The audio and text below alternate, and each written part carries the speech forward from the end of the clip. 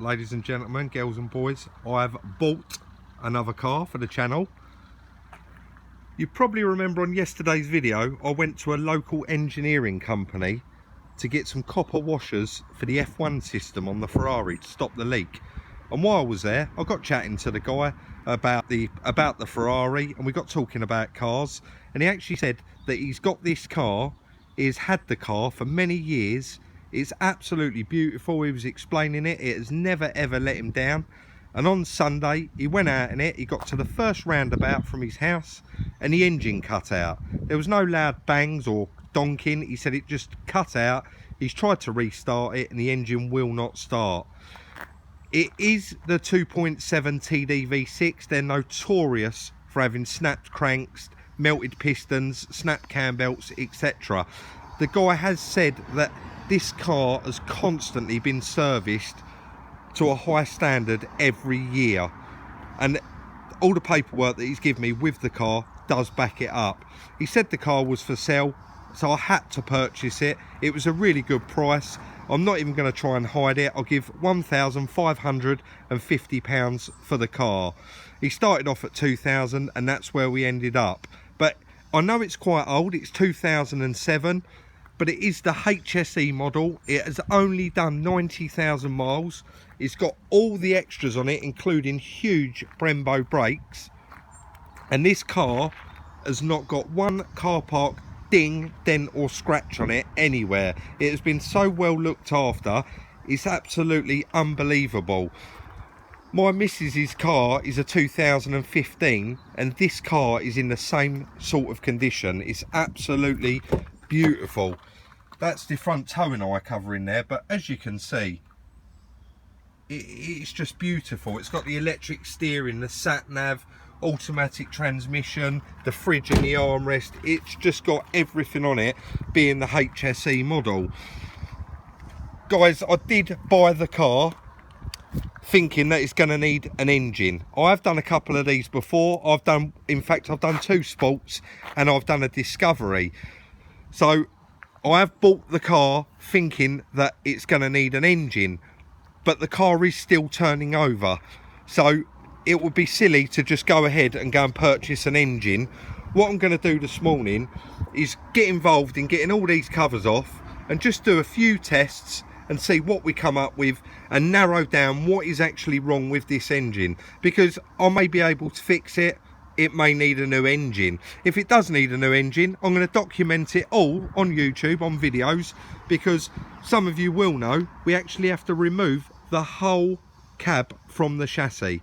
There's about 8 to 12 bolts. I can't remember exactly because they're different on the Discovery and the Sport.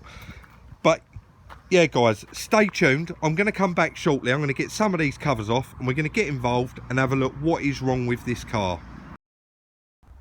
Just a little bit more of an update guys. I've stripped off all the plastic housings, the air filter pipe, etc. The cam this side is not spinning. I've turned the key and it is not spinning over, so this is the problem. It's either snapped cam belt or a snapped cam. This side you can't actually see, but you have got your cam belt cover here behind this, so I'm going to strip all this out and have a good look. And if it has got a broken cam, it's going to have bent the valves, but I will whip the head off in a later video and have a look at that and see if there is a chance that we can put a new cam in there and some new valves and actually repair this engine, because it is nice low mileage for the year, 90,000. It would be really nice if we could repair this engine, give it a service and have it up and running for a lot less than buying a new engine. So I'm just going to crack on there, get this viscous fan removed, get all these little bits removed. Obviously I can't pin the phone up and record all of it because I don't edit my videos, so I'm unable to speed up that process. And I do think personally, when you speed up a process and people watch the videos where they're fast forwarded so fast, you can't actually see anything anyway. So I will keep coming backwards and forwards after I've removed bits. Right, that's all stripped out and we have found the problem. Oil pump tensioner, as you can see, has cleaned off of the oil pump, and that is what has caused the car to cut out obviously the cams are not going around. We're probably going to have vent valves in both heads. But before I make a decision on whether, because this is serviceable, I can buy a new oil pump and I can buy a new one of these tensioners. This is a manufacturing fault, apparently. I've just been reading up on it, that these do snap, but you can see that is quite chewed up. So I am going to get involved in, before I invest in a new engine, is I'm going to get involved in, I'm going to whip the heads off and see if the valves are bent. If they're not, or if there is a couple of bent valves and the pistons are okay, I will put new valves in the cylinder heads, new oil pump, and plumb this all up and run it up and see what it's like, because it'll be a lot cheaper than buying a new engine. But the chances are, where that oil pump has snapped off there, the oil pump tensioner, sorry, where that has failed and snapped, both of these cams were still going around.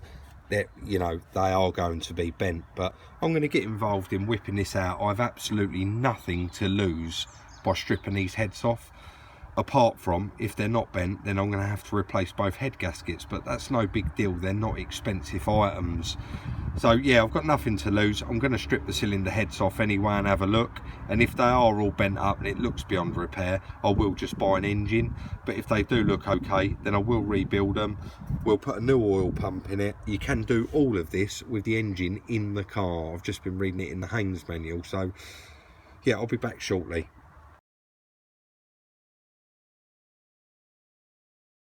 A little bit more of an update on it, guys. I've been on it for quite a few hours now. Got all the trims out of the left side, got all the diesel injectors out. They're all in there for the left side. They're all marked up. Quite a few other breather pipes, the EGR pipes, all the leak off pipes, all the hoses.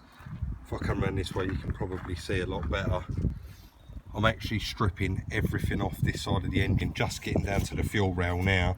I have got the bolts out of it. I just need to undo the pipe off the end, so I've had to stick one of the bolts back in. I'm then going to be going ahead and taking the rocker cover off to expose the head bolts. I've got the rocker cover off, guys, and exposed the cams, and this bolt here has actually snapped, and every one of these other bolts, I've not undone them, they're all loose. And that's where the pistons come up, hit the valves and stretch those bolts, so the valves are going to be bent. But I'm going to continue taking all of these out. It's like I said before, I'm not losing anything by doing it. It's just a bit of my time. I'm going to strip this head off and see how bad it is inside, because this engine may well be serviceable. We will see. The parts are available second hand. They're really reasonable now, where they're getting on a bit. So let's get this head off and see how we get on with that. As you can see, guys, we have taken both of the cams out now. Everything's all marked up, labelled and in the right position to go back on when we do put it back together.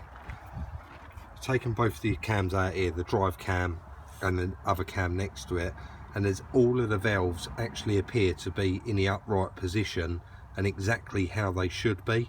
The only thing that was to notice, all of the bolts was loose, and this one here had actually snapped in the hole, but we did manage to unwind it and actually take the broken part out.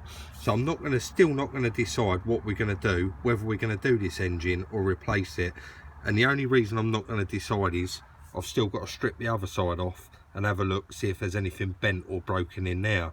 If in there is the same as this side, then we will be going ahead replacing that oil pump and rebuilding this engine by putting new rockers in it and all new bolts, new oil pump, new cam belt, tensioners, and get it all up and running. That is going to be it for today, guys. It's been quite a long day out here. It's been really nice in the sun, but yeah, like I said, it has been quite long. I've been on it since we got it back at the yard this morning, so this will probably be a 2 or 3 part video, but this will be the end of it today.